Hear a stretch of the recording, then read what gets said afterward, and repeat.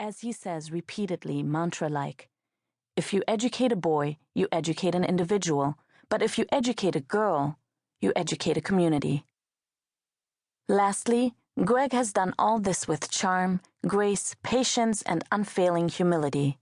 He has listened carefully, built relationships with village leaders based on trust and respect, and involved people in shaping their own future. He has taken the time to learn the local culture, courtesy, hospitality, respect for elders, and to understand and appreciate the role Islam plays in people's daily lives. No wonder the U.S. military has recruited Greg as a consultant on how to fashion better relationships with tribal leaders and village elders. They have a lot to learn from him. We all do. Tashakkur, Greg John, for all you do. Khaled Hosseini. www.khaledhosseinifoundation.org. Author of the international bestsellers The Kite Runner and 1,000 Splendid Suns. Introduction. Every leaf of the tree becomes a page of the book once the heart is opened and it has learned to read. Saadi of Shiraz.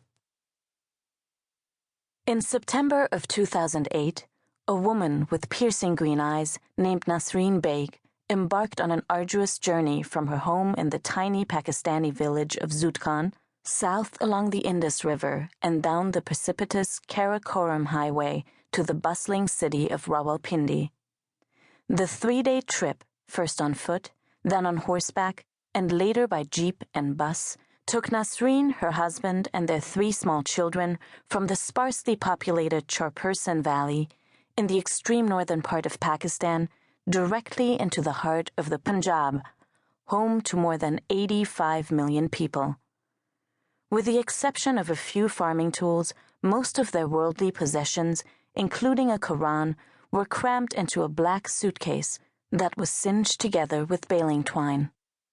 They also carried a bulging burlap sack whose contents, every stitch of spare clothing they weren't wearing on their backs, were as jumbled and mixed up as the pieces of Nasreen's own story.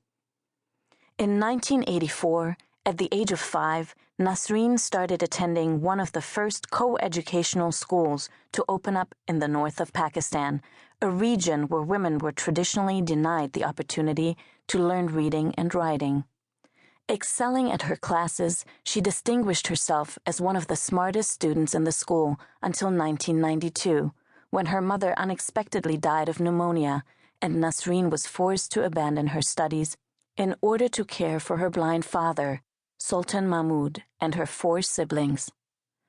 Eventually her father remarried, and Nasreen's new stepmother, a woman who believed that girls had no business pursuing education, would taunt Nasreen late at night when she tried to continue her studies by the light of a kerosene lantern. "Women should work instead of reading books," her stepmother would rail. "Books will poison your mind and you will become a worthless wife and mother." Nasreen didn't see it that way. During her school years, she had acquired a rather bold dream for someone with resources as limited as hers. She had resolved that one day she would become a maternal health care provider, a profession she had first been exposed to when roving government healthcare teams would make their annual rounds through the local villages. She vividly remembers the joy with which she anticipated immunization shots, just so she could interact with the workers in their white cloaks. "My favorite smell was the antiseptic they would use," she says. "Also, I envied how they would write down all the babies' names, heights, and weights, and immunization details in tidy rows in a spiral notebook."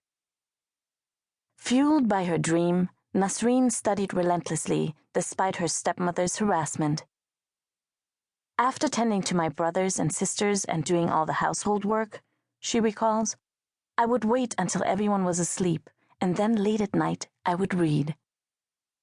She persisted in this manner until 1995, when, at the age of 15, she received her metric diploma, the equivalent of a high school degree, becoming one of the first of a handful of women from northern Pakistan's Hunza region ever to do so. As the brightest student and one of the first female